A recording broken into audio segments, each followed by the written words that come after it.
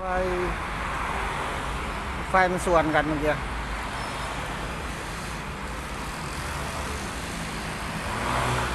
ต่อสะพานนี้จอดบ่เห็นรถมันสิบล้านนะเพราะว่าผมกลับบ้านแล้ววันนี้รถจะได้กลับบ้านยุดยาวเจอไฟแดงด้วย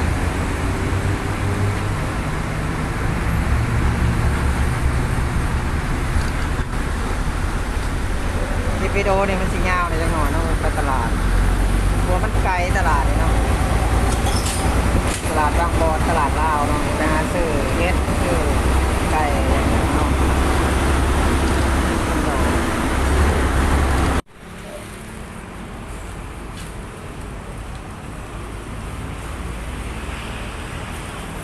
Know you've been a good friend, and that's in the thick and thin,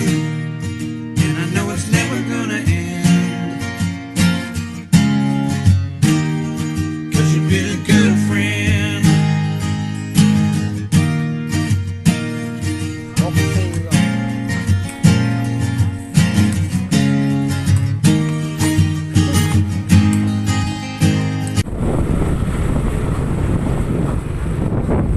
จากซอย5 ไป 4ไป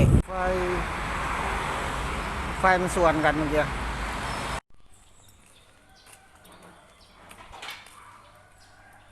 บรรยากาศยามเช้าเนาะสิไปตลาดย่างออกไปมันมีรถมีคนวิ่ง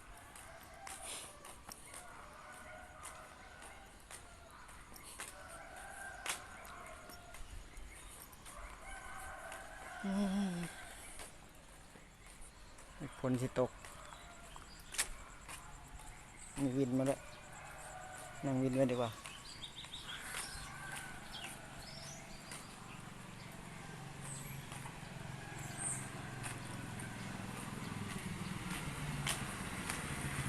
วินมาพอดี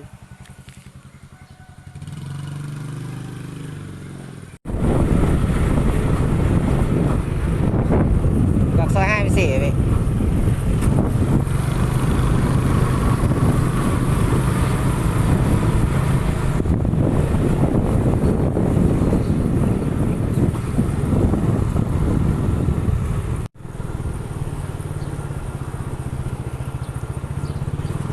มีคนใส่บาตรเลยพี่น้องนี่มีคนใส่บาตรเลยมีหลวงพ่อมันบิณฑบาตสะพานลอย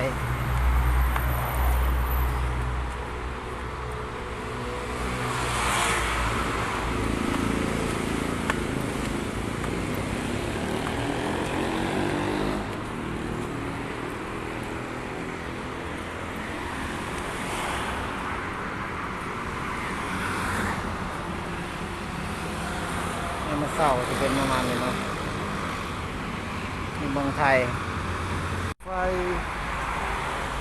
ไฟมันส่วนกันเมื่อกี้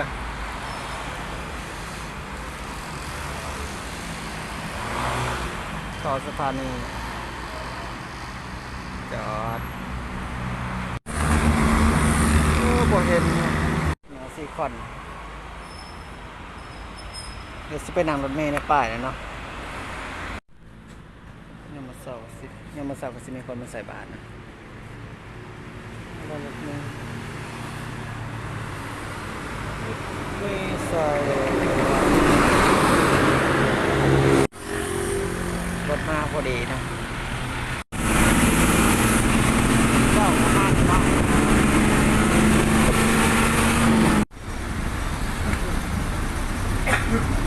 รถมันสิบล้านนะเพราะว่าผมกลับบ้านแล้ว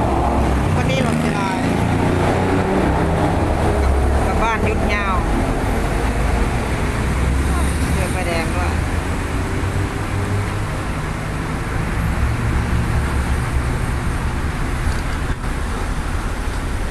ที่ไปโดเนี่ยมันสิยาวเลยจังหน่อยเนาะไปตลาดกลัวมันไกลตลาดเลยเนาะ ตลาดลาวเนาะไปหาซื้อเฮ็ดซื้อไก่อย่างเงี้ยเนาะ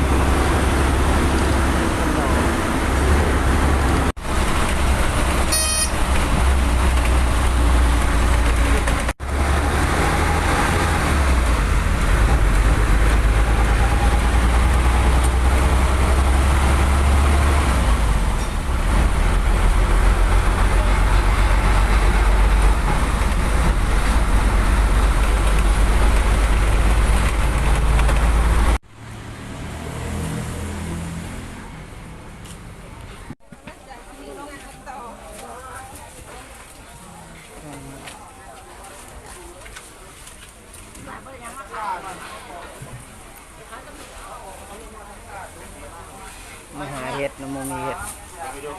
มาเป็นเห็ดละโงก สาวไปไหนอ่ะอยู่ครับไปไหนแล้วจำไม่ทานแล้วอ่ะไม่ลงงานครับไม่ลงงานอยากประจำเลยงานการคือจะทำจะเทส เศร้าบัตรปันสู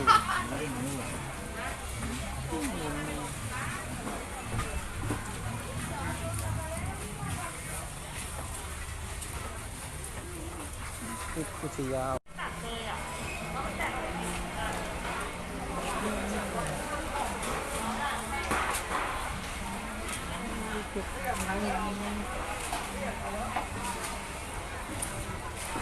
นี่เนื้ออะไรพี่เนี่ยเนื้อปะ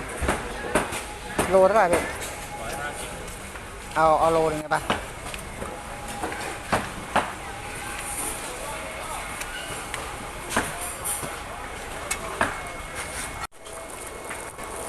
พี่ปลาขายยังไงพี่ขายยังไงปะ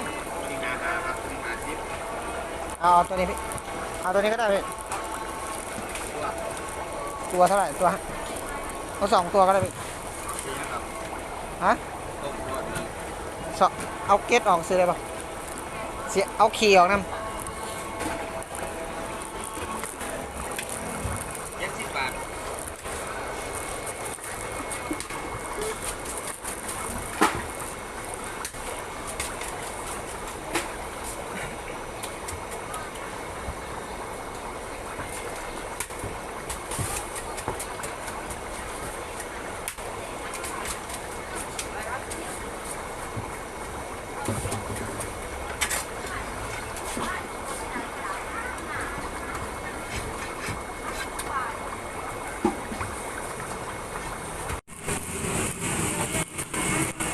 ไก่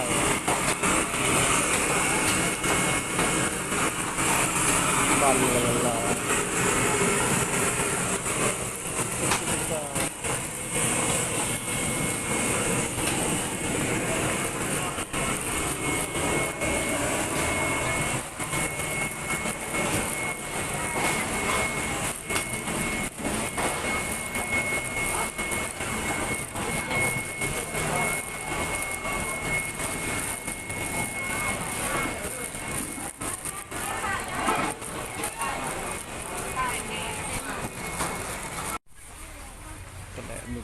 ตัวละหนึ่ง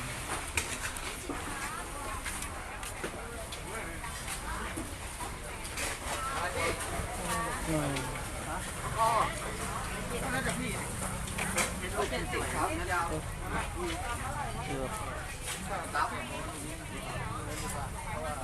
สือมัน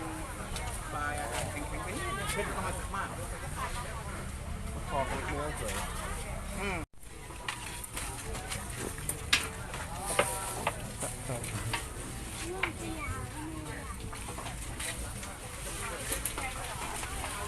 ไก่ตุ้ม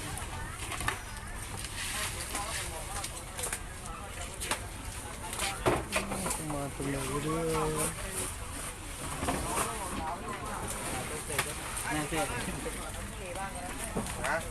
งาน